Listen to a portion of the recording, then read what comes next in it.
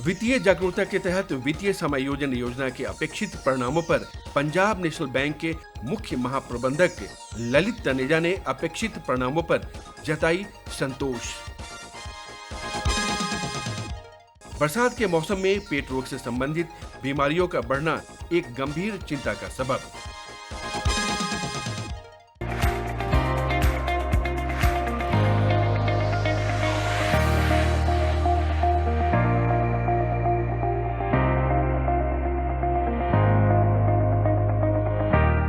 पिछले दिनों Punjab national bank के महाप्रबंधक एवं कन्वेनर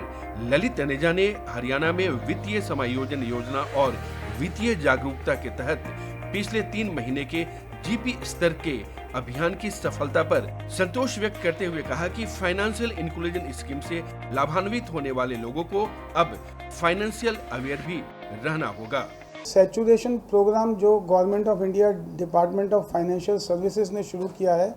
1 जुलाई 2025 से 30 सितंबर 2025 तक, जिसमें कि हमारा एक एम है कि हम फाइनेंशियल इंक्लूजन्स की जितनी भी स्कीम गवर्नमेंट की लॉन्च की हुई हैं, पीएम एसबीवाई, पीएम जेजेबीवाई और अटल पेंशन योजना, इन सब में जितने भी एलिजिबल लाभकारियों को हम जोड़ सकते हैं उन सबको हम इन स्कीमों में लाएं, और ताकि आने वाले टाइम में उनकी फाइनेंशियल सिक्योरिटी का हम ध्यान रख सकें। और उसी सहयोग की प्रथम कड़ी में 25 जून 2025 को हमने स्टेट लेवल बैंकर कमेटी की एक स्पेशल मीटिंग अरेंज की थी, जिसकी अध्यक्षता Shri CG Rajnikanthan IAS secretary finance government of Haryana ने की थी, जिसमें 22 ज़िलों के सभी डीसीज और एडीसीज भी उस मीटिंग में जुड़े थे, और हम उनकी मदद से ये प्रोग्राम कंडक्ट कर रहे हैं। और हमारी कोशिश है कि हम पूरे 6221 ग्राम पंचायत में 30 सितंबर तक ये सभी प्रोग्राम को कंडक्ट करेंगे सक्सेसफुली, और जो गवर्नमेंट के उद्देश्य हैं उनको पूरा करने की कोशिश करेंगे। आज तक हमने जिसमें हम पीएम जेडीबीवाई के 2805 अकाउंट खोल चुके हैं। पीएम एसबीवाई में हमने 8012 इंश्योरेंसेस करी हैं। पीएम जीवन ज्योति बीमा योजना में 5118 इंश्योरेंस हम कर पाए, और एपीवाई हमने 1661 लोगों की कल दी है, अभी नए जो लाभकारी हैं। इसके अतिरिक्त हमने री-केवाईसी भी 5903 लाभार्थियों की करी है, जिनके उनके अब खाते एक्टिव हो गए हैं और वो अब दोबारा से बैंकिंग में जुड़ के अपने काम बैंक खातों के थ्रू कर सकते हैं।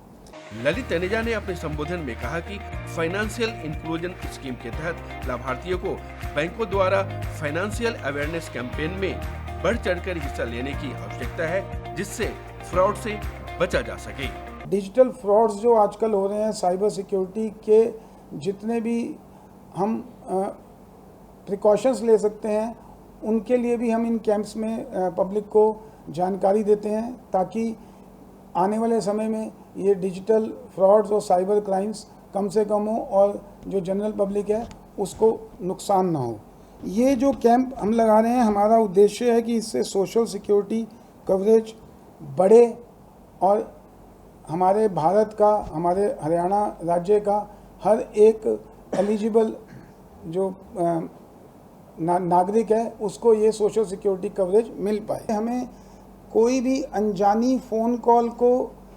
नहीं उठाना चाहिए। यदि हमें उसमें ये लगे उठाते ही कि ये हमसे कोई ओटीपी मांग रहे हैं, हमें कोई भी ओटीपी शेयर नहीं करना चाहिए, चाहे वो कितनी भी उसको अर्जेंसी दिखाए कि ये ओटीपी बहुत ज़रूरी है। हमें ओटीपी किसी भी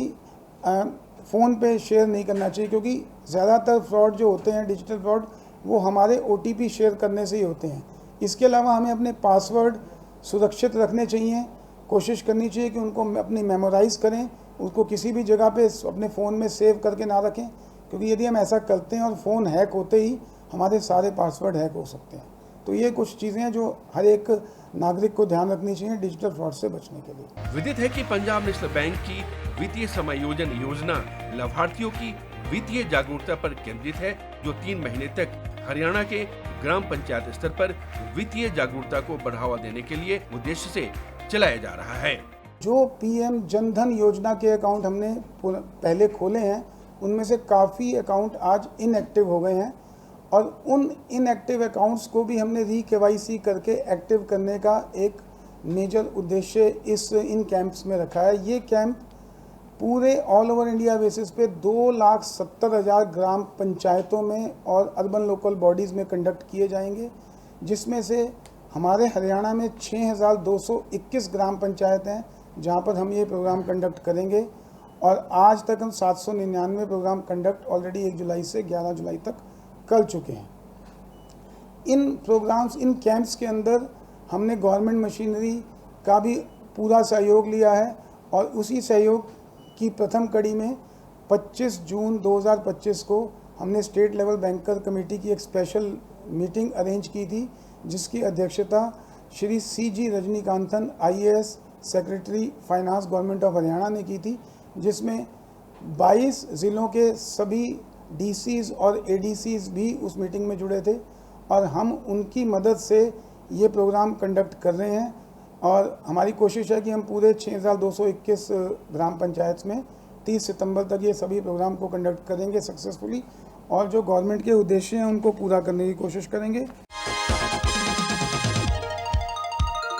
बदलते मौसम में और खासतौर से बरसात के मौसम में पेट से संबंधित विभिन्न तरह के बीमारियों का फैलाव एक गंभीर चिंता का सबब बनता जा रहा है। बारिश के दिनों च बच्चे मतलब छेती बीमार का तो हो जाने, कुछ भी खा लो पेट दर्द जल्दी हो जाता है। बरसात के दिनों में अगर हम बाहर का खाना खाते हैं तो बीमार हो जाते हैं, पेट संबंधी बहुत सी हमारे को रोग लग जाते हैं। बारिश का मौसम स्टार्ट हो चुका है तो बारिश के मौसम में पेट से संबंधी काफ़ी बीमारियां हो जाती हैं। बारिश के मौसम में जैसे जो बच्चे होते हैं घर के, उनका क्या होता है कि उनकी भी तबीयत ज़्यादातर खराब हो जाती है। बरसात के मौसम में जीवाणु संक्रमण की संभावनाएं बढ़ जाती है, जिसके कारण पेट से संबंधित पेट दर्द, दस्त एवं उल्टियों की समस्याएं आमतौर पर देखी जा रही है। आजकल बरसात के दिनों में पेट की बहुत सारी सी बीमारियां बढ़ जाती हैं, जैसे पेट पे स्वेलिंग आना, पेट सूजा रहना, बाहर का खाना खाते हैं तो जो है वो डाइजेस्ट नहीं हो पाता बरसात के दिनों में। बरसात के दिनों में हम जब बाहर जाते हैं और बाहर का खाना पीना खा लेते हैं तो बहुत जो है पेट खराब रहता है, उससे कई बार बीमार भी हो जाते हैं लोग। बहरहाल पीने की पानी को गर्म करके एवं बाजार में खुले खान पान की चीजों का सेवन न करके बरसात के मौसम में पेट से संबंधित रोगों से